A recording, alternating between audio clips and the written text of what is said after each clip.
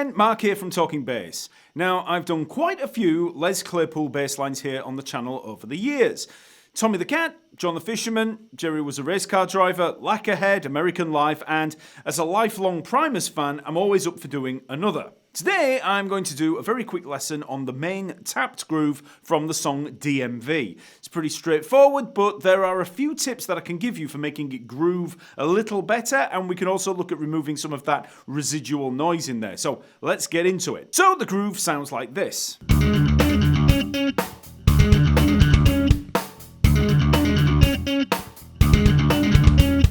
Now, it has to be said, Les plays around with this a lot. Once you have the main set of notes, the groove is going to work for you, but listen out for all the little extras that he adds in there, which we'll come back to in a second. For now, let's just get that main groove working. So this is the one that he sings over in that first verse, I guess you'd call it. So here we're moving between both hands. So we're hammering on in the left hand and tapping in the right hand. So we're taking the D at the 10th fret of the E string with the left hand.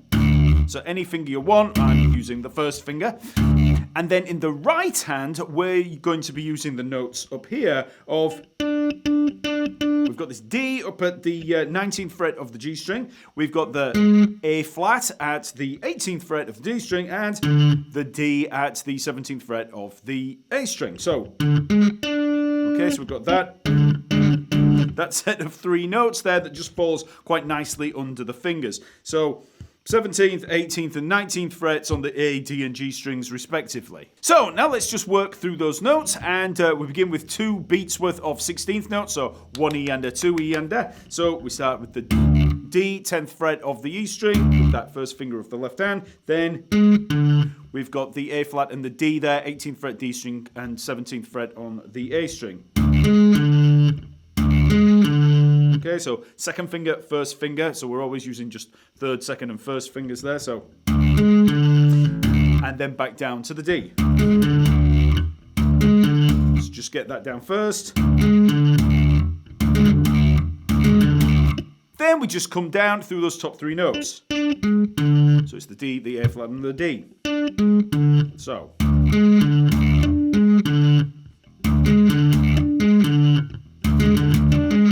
Then we have the low D again, 10th fret of the E string.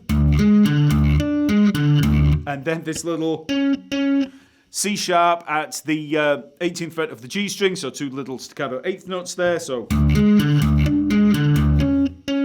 And that's it. Then we repeat that,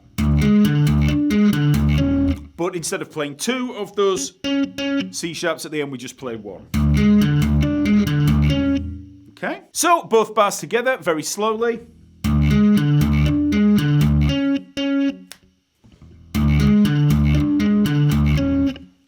Then, obviously, you just have to build up the speed. So, start out as slow as you need to.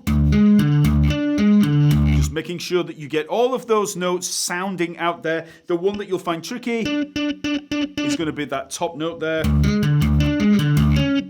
Okay, but you just keep adjusting the hand. If you can't, if you can't sound it properly, you're going to need to really press down with it because you're probably going to have stronger first and second fingers there. So when you get up to that D, you've just got to get the hand in the right place for you. Everybody has different size hands, different shapes, fingers and everything. So you just need to find out whether you need to be this way, straight down, anything that works really.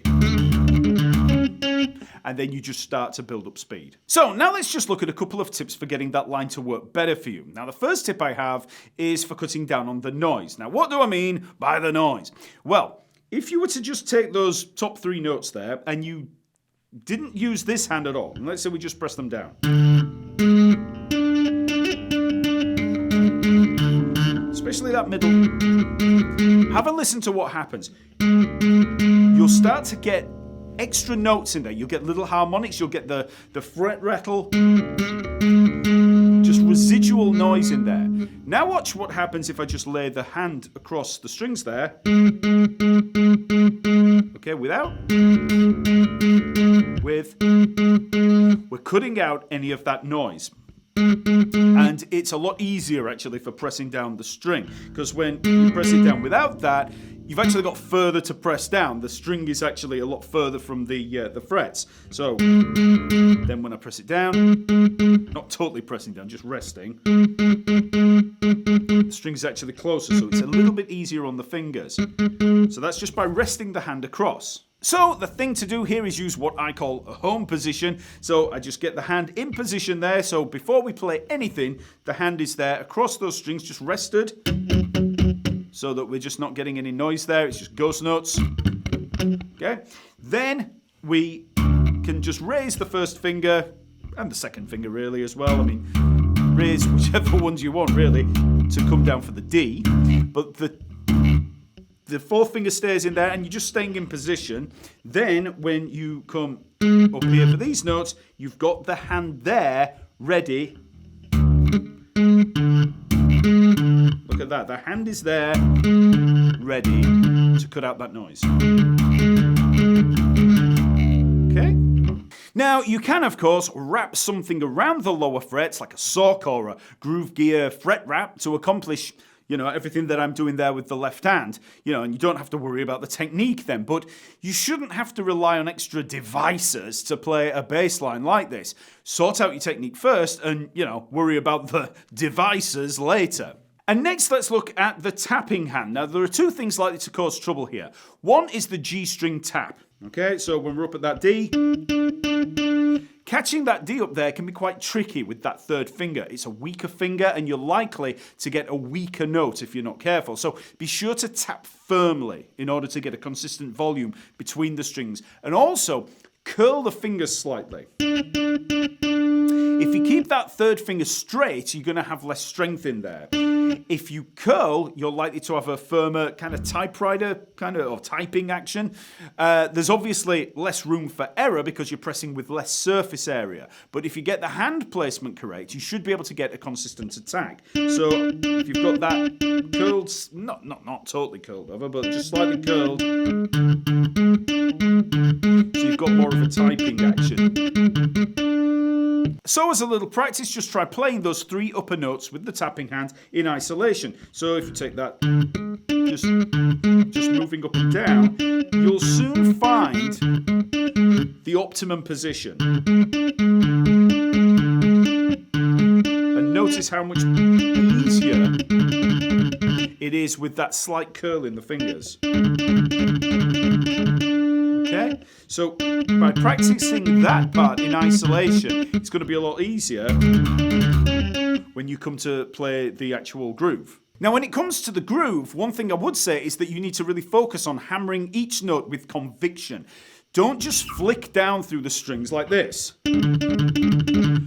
When you treat the descent through them as like one flick of the hand, your timing and groove is likely to suffer. The rhythm needs to be consistent and on point. So treat each note with equal attention. Every note counts. Don't just think, oh, I got the first note, fine, and then just glaze over the others. So start out really slowly with this line and don't speed up until you have consistency. And certainly don't try playing to the track or the original until you have it down in your own time. So maybe start out slow like this.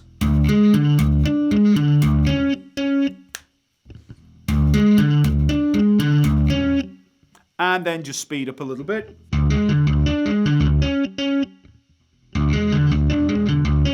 And then you can just start going as fast as you want.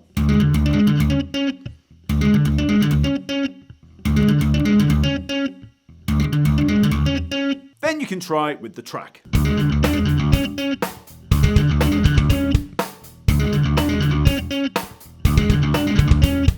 Now, it's important to note here that Les plays around with this line a lot. You can play around with it any way you want, as long as the groove stays intact. Now, Les is a master at turning the craziest, most atonal lines into grooves, okay? And the cool thing is, with a bass line like this, you can literally add anything you want. Now, the first of the differences that you're going to notice is in the opening. So we have that,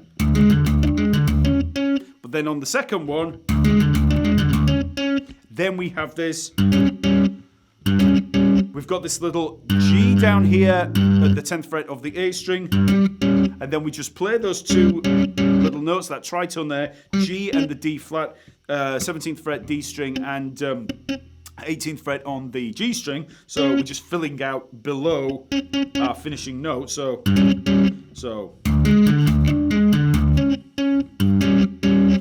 then we just have that little 16th note phrase at the end. Okay, so we just got that little 16th note, 8th note, 16th note at the end. So that's DMV. Remember, there are a ton of Les Claypool lines here on the channel already, but let me know which other bass riffs you'd like to see covered. And in the meantime, check out this video in which you'll see me breaking down Lacquerhead, including that crazy triplet bass solo. It's a great little slapping workout for the thumb action that's going to help you get through tons of other slap lines by players like Les, Mark King, and others. So check it out, and I'll see you next week.